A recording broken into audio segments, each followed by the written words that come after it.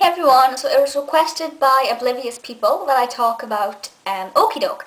And Oakie Doke is one of those programs from the 90s which I loved, but I can't remember watching, so I had to actually watch quite a few episodes before I did this video because I just couldn't remember it. However, when I went and sat down and watched it, as soon as I heard the first 2 seconds of the theme tune, I just thought, oh my goodness, I'm back in my childhood. My heart was pounding, my head was racing with all these memories, and it was fantastic.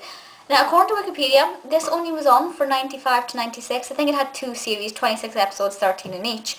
But 95 to 96 is really a crazy short run for a kids show in those days. You know, some of the more popular ones ran for 5, 6, 7, 10, 12, 13. Some of them are still running years. You know, they've been going on forever.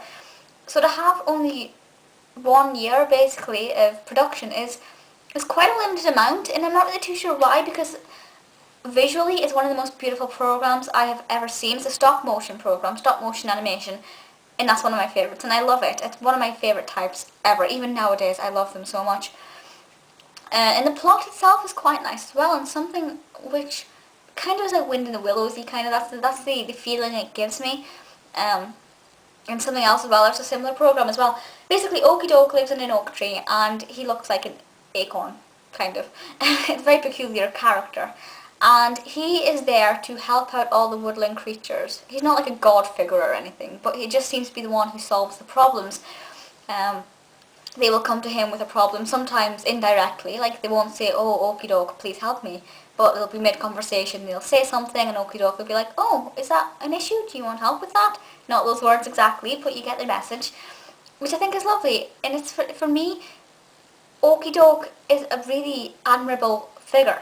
He provides this character for children who is fun, who looks very amusing, who is friendly, and somebody they can get advice from.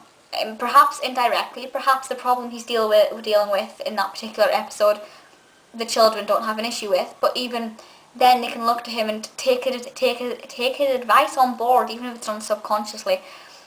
Most children's TV shows you'll find do have a kind of an authority figure or somebody who they're supposed to look up to as a role model, and Oakie Doke does work as that in quite high levels.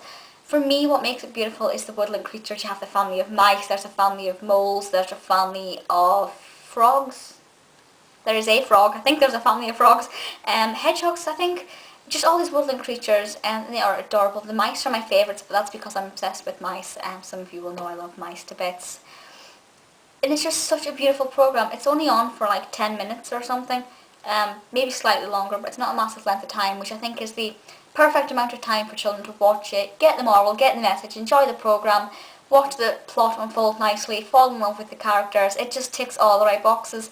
If you've never seen it, whack it into YouTube up there in the search bar. There are loads of clips. The theme tune will get your heart racing. If you've never heard the theme tune before, you will fall in love with it.